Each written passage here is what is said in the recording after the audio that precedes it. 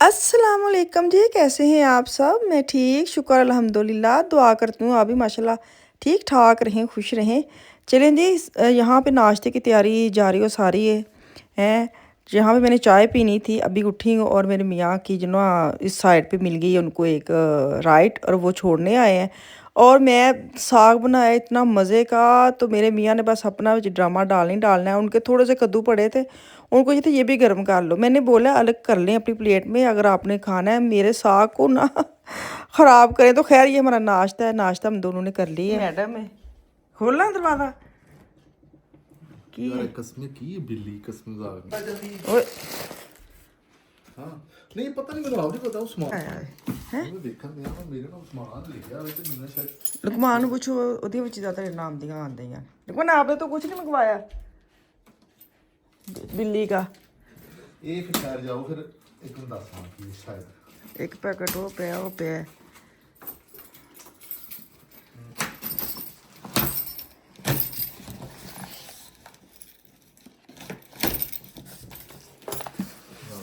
हैं ਜਾਂ ਫਿਰ ਉਹਨਾਂ ਦਾ ਪਾਸ ਹੁੰਦਾ ਹੋਣਾ ये ਇਹ ਯੋ ਵਾਲਾ ਅੱਛਾ ਨਹੀਂ ਮੈਂ ਉਹ ਆਇਆ ਸੀ ਉਹ ਇਹ ਮੇਰਾ ਨਹੀਂ ਇਹ ਪਾਸ ਹੁੰਦਾ ਹੈ ਪਤਾ ਕੀ ਹੈ ਅਗਰ ਦੇ ਆਓ पिस्तौल है। अच्छा गंद चुको नाली। हाँ सो ਟੁੱਟਾ ਹੈ what is this nonsense ये जूते देखो बक्सा कड्डा सोना ਤੇਰਾ ਉਹ ਹਿਸਾਬ ਹੈ है। ਮੈਂ ਕਿਹਾ ਤੇਰਾ ਉਹ ਹਿਸਾਬ ਹੈ ਕਿ ਬੰਦਾ 5000 10000 ਰੁਪਏ ਦੇ ਨਾ हाँ ਉਹ ਲੈ ਆਵੇ ਨਾ ਫਲ हाँ ਤੇਰੇ ਫਲਾਂ ਤੋਂ ਖੁਸ਼ ਨਹੀਂ ਹੋਣੇ ਹੁੰਦੇ ਕਹਿੰਦੇ ਛਾਪਰ ਵਾਵਾ ਆ ਗਏ ਨੇ ਜੀ ਬਕਸਾ ਕਿੱਡਾ ਸੋਹਣਾ ਉਹ ਤੇ ਕਹਿੰਦੇ ਬਕਸਾ ਸੋਨਾ ਟੱਚ ਕੇਸ ਆ। ਚਲੋ ਰੱਖੋ ਤੁਸੀਂ, ਜਿਹਦੀ ਚੀਜ਼ ਹੈ ਐਵੇਂ ਐਵੇਂ ਇਮਾਰਤ ਖੋਲ ਲਈਏ। ਯਾਰ ਇਹ ਤੇ ਇਹਦਾ ਪੂਰਾ ਹੈ ਇਹ ਨਹੀਂ ਸਿਸਟਮ ਮੈਂ ਦੇਖਾਂ ਤਾਂ ਸਹੀ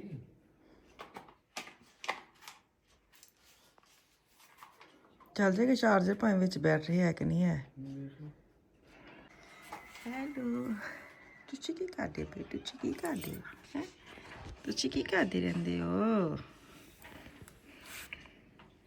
ਤੇ ਕੀ ਟਿਕਣਾ ਨਹੀਂ ਇੱਕ ਜਗ੍ਹਾ ਤੇ। ਅੰਦਰ ਕੋਈ ਵੀ ਨਹੀਂ। ਤੇਰੇ ਨਾਲ ਬਹੁਤ ਰੈਜ ਹੋ ਗਈ ਜਨਾਬ ਮੇਰੇ ਨਾਲ ਬਹੁਤ ਹੋ ਗਈ, ਜਿੱਧਰ ਜਾਣੀ ਆ ਉਧਰ ਉਧਰ ਤੇ ਪੀਸ ਨਿਕਲੇ ਨਾ। ਇਹ ਜਨਾਬ ਯਾਰ ਆਹੋ ਨਹੀਂ ਤੇ ਵਾਪਸ ਕਰੋ ਨਾ ਤੁਸੀਂ ਉਹਨਾਂ ਨੂੰ, ਕਿਉਂਕਿ ਅੰਦਰ ਹਿੱਲਣ ਵੀ ਦੇ ਹੀ ਸੀ, ਲੇਕਿਨ ਉਹਦੀ ਆਵਾਜ਼ ਕਿੰਨੀ ਤੇਜ਼ ਹੈ। ਪੈਕਿੰਗ ਐਡੀ ਅੱਛੀ ਨਹੀਂ ਹੈ, ਸਿਰ ਬਕਸੇ 'ਚ ਪਾ ਛੜੀ ਹੈ, ਉਧਰ ਲਵੇਟੇ ਲੂਟਿਆ ਹੈ ਕੁਛ ਨਹੀਂ। ਕਿੱਥੋਂ ਲਈ ਸੀ? ਜਿੱਥੋਂ ਆ ਇੱਥੇ ਕੀ ਨਾ ਉਹਦੀ ਟਿਕਟੋਕ ਸ਼ਾਪ ਤੋਂ। चले जी, पार्सल वगैरह आए हैं। पार्सल ने जी लैन लाई होंगी है, यकीन करो बगैर पुछो दस्यो पार्सल बुक करवा लेते। खैर मेरे किहड़ा पैसे लगते हैं, तो खैर मैं यहाँ पे ना अभी 2-3 खत बाहर आए ने। इन्ना कागज़ जर्मनी वालियां कोल वे, इन्ना फ्री का कागज़ है। अगर अखबार घल्लणगे तो फजूल नाल 3-4 कागज़ एवें ला छड़नगे। अगर खत घल्लणगे, खत च जी मेन गल है पहले वर्ग च होंदी है, 3-4 पिछे फजूल लटके होंदे ने। मैनू समझ नहीं आती कि इन्ना जर्मनी वाले को कित्थों पेपर वे कि फजूल पेपर भेजदा रहिंदा है। तो खैर मेरे ख्याल में ना इन्हां दा दिल ते ना लाया करो, यकीन करो शुरू च खत्तां नूं बड़ा दिल ते लाया, हाय हाय इन्ना जुर्माना, हाय ए खत आ गया। तो ये इतने सारा, क्योंकि लैंग्वेज का भी बड़ा ही मसला होता है। तो जुबान आउंदी कि उन्हें 3-4 खत दे असीं पेपर वेख के घबरा ही जाईदा सी, हाय हाय इन्ने बड़े खत, इन्ने बड़े पेपर की कहंदे। तो खैर हुण सानूं समझ आ गई कि इन्हां कोल वैसे बड़ा कागज़ है।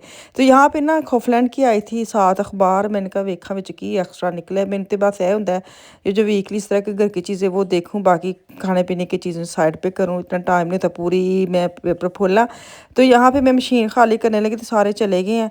मैंने कहा अपने काम ते ना हुन ड्यूटी तो शुरू हो जा, वो बच्चे अभी आने वाले स्कूल से।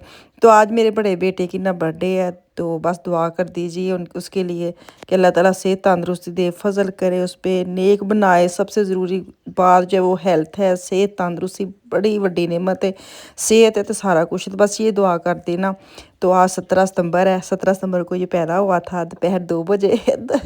तो शुक्र अल्हम्दुलिल्लाह ये ना पाकिस्तान में पैदा हुआ था। इसकी जो बर्थडे है ना, ये वो जो पाकिस्तान में मेरी बहनें हैं या भाई हैं या बच्चे, वो नहीं भूलते, क्योंकि मेरी बहनें उस वक्त ना मेरे से छोटी, वो शादीशुदा नहीं थी। और जो शादीशुदा नहीं ना होती मासी, वो बड़ी याद रखती हैं। तो जो पहले पहले हमारे बच्चे थे, मेरा, मेरी बड़ी बहन का, ये उससे बड़ी बाजी, तीन एक एक बेटे थे तीनों के, और तीनों इतना फ़र्क नहीं है एज में।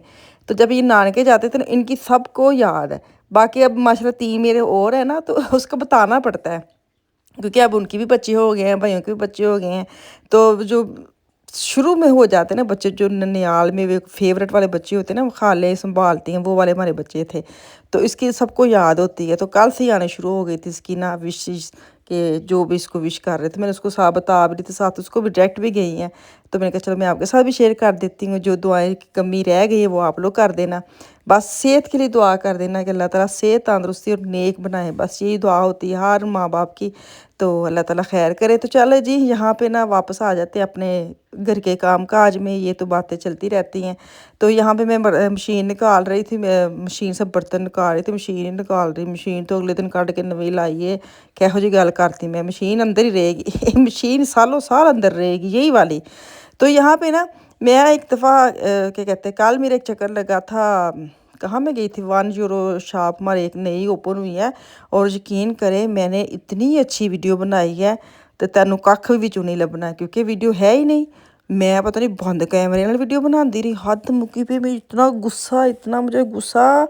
मैंने कहा इंज भी कदी होया कि इंसान इन्ना कंज कमला जाता नवी दुकान वेख के, कि मैंने कोई क्लिप ही नहीं ऐड किया उसके अंदर। मैं अपनी तरफ से फुल कैमरा मैन बन के अंदर गई हूँ, कि मैंने ना ये जो हमारी आयन और वो शॉप पड़ी ना 1 यूरो, इतनी बड़ी है, खुली डुली।